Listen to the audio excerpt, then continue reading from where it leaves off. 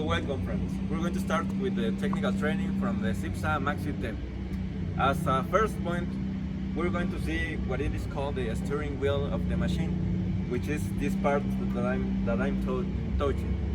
This part of the machine, or this steering wheel, is the part that allows us to do the discharge or recharge movements in the drum mixer. So when we are mixing concrete, the mixer drum must be at 45 degrees. So this ensures the mix of the concrete is from a good quality. Also, in this part of the machine, we have our two main gears that are the responsible of the movement of the drum mixer. Also, we have the drum guard, which protects the inner gear from dust and from corrosion and other harassing environments. This part of the machine is what we call the lock lever. This it is used when we are mixing concrete. This lock lever must be locked. The main greasing points that our Maxi 10 has are three. As you can see, here we have one greasing point. Here in the back, here we have another. And come with me please. And here we have our third greasing point.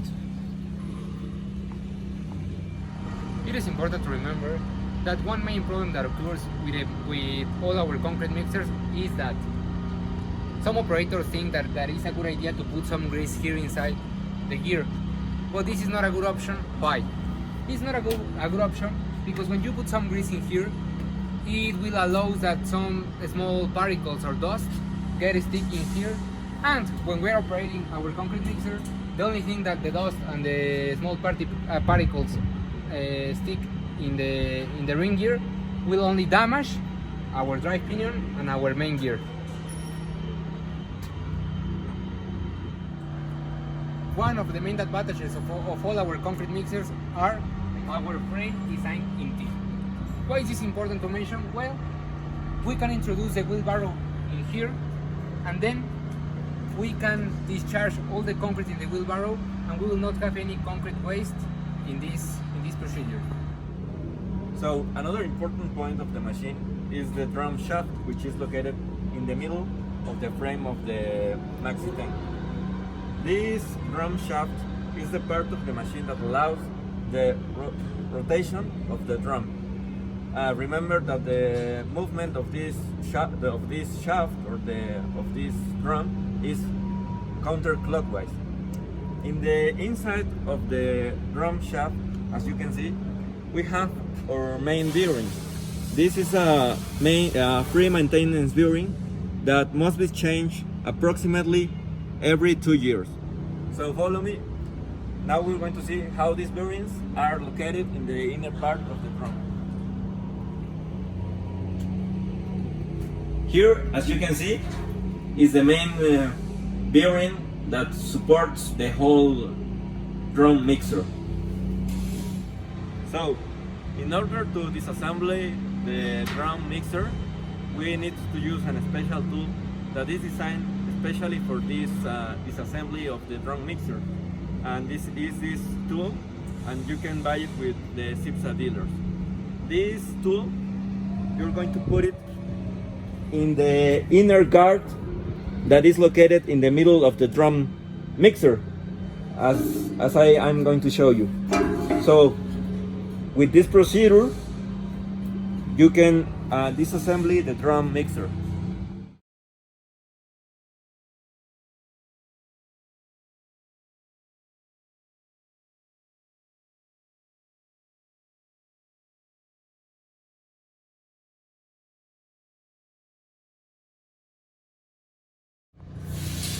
Also, it is important to remember that our model Maxi 10 has 3 blades in the inner part of the drum.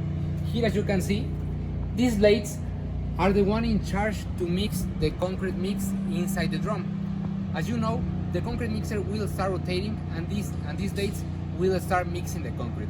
But also, these blades are going to take the mix from the bottom of the drum. They will take it to the highest part of the drum, and then they will drop it. This will also create an impact mixing as is traditionally done. Also, it is important to remember that these equipments can be towable up to 50 kilometers per hour. Here, as you can see, our model Maxi 10 has a 13-inch rim wheel and the tow bar allows to tow this equipment up to 50 kilometers per hour. This equipment can be transported inside the worksite or can be towed from a worksite to another worksite. So, continue with the technical training. Now we're going to see the basics of the engine. As you know, CIPSA uses three basically brands of motors in this concrete mixer. We have Empower engines, we have Honda engines, and we have Kohler engines. All these engines must be checked in three primary points, which are gonna be air filters. We're going to check fuel tank, and we're going to check oil level. Checking the air filter, what we're going to do is going to disassemble this guard that protects the air filter. How we're going to do this? We're going to disassemble this plastic guard, and then we're going to see what it is called the air filter. We have to unscrew as I'm doing this way, and when we have unscrewed, we can disassemble what it is called the air filter. The air filter consists of two parts. We're going to have the paper filter, and we're going to have the sponge filter. So, cleaning the air filter, it consists of two principal points. We have our sponge filter and we have our paper filter. This filter must be cleaned daily. And how are we going to do this? We're going to clean it with water and soap. We're going to wash it, and we're going to dry it on the sun. Once it's dry, we're going to put a little bit of oil in our hands, as you can see here, just to get them a little bit wet, and we're going to pass this oil in the sponge filter. In the paper filter, this filter must be changed every 3 months, but as the same as this, we have to inspect this paper filter daily. We're going to put it towards the sun, and we're going to see if the sunlight passes through the veins of the paper filter. Remember, this paper filter must be changed every 3 months, but we're going to clean it once a week. We're going to put air pressure, and we're going to blow in the inside of the filter. We're going to put the hose with pressure air, and we're going to blow inside this filter. And so this way we are going to clean it daily. And remember, this must be changed every 3 months. As said before, we mentioned that there are basically 3 basic points that must be checked before starting the machine. We've already seen the part that consists of the air filter. Now we're going to see the part that consists of the fuel tank and the oil level. To check the fuel tank, we just need to disassemble the cap of the oil tank, and we need to inspect that no particles or dust or any contamination is inside the tank. This tank must be disassembled once a year and must be cleaned or washed. So, in order to drain the carburetor, once we have contaminated fuel, we have to do the next steps. In this part of the carburetor, we have 2 screws. To drain the carburetor, we use this screw, and to disassemble the carburetor cap, we use this screw. So the third point that must be checked before starting this engine is the oil level. And how are we going to check this? We're going to place ourselves in this part of the machine, and in this part of the machine we can find the level gauge. You must ask, how much of oil do we use in this engine? We use approximately 750 milliliters of oil. What kind of oil do we use in this machine? We use SAE 30, or as well known, SAE 30. Now, how to drain the oil of the engine? To drain the oil of the engine, we're going to find this screw in this part of the engine, or also we have it in the same place but in the other part or in the other side of the engine, as you can see here. The spark plug of the engine must be changed every 250 hours. We're going to find it in here, and daily it must be checked.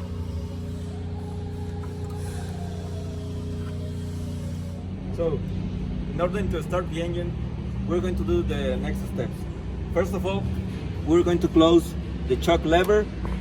Choke lever must be closed. And we're going to open the fuel valve. Once these both valves are closed and open, we're going to do the next thing. We're going to open the electric switch to the on position, and we're going to locate the RPMs lever in the middle position.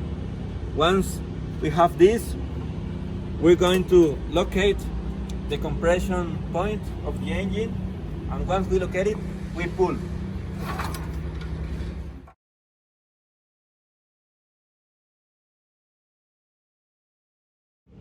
So, in order to align the pulleys, we have to do the next steps. First of all, we need to unscrew the pulley of the engine, which is located at the bottom of the engine. And how are we going to do this? We're going to use an Allen key, and follow me. We're going to unscrew the prime pulley of the engine. Once it has been unscrewed, we're going to use a roller like this, which is large enough to touch both of the pulleys. We're going to locate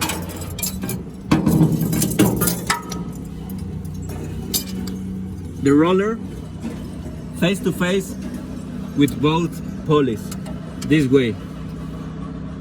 This roller must be aligned with the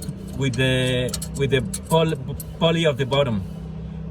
Must be in touch as shown in this video.